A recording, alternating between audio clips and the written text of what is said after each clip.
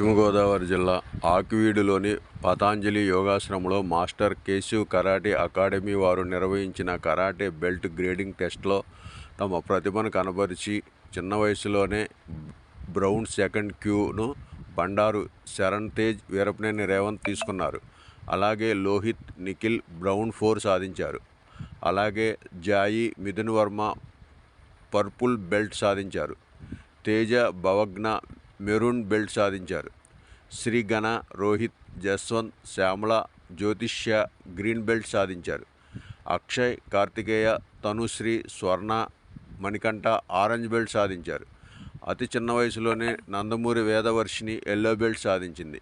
అలాగే 15 మంది క్రీడాకారులు ఎల్లో బెల్ట్ సాధించారు.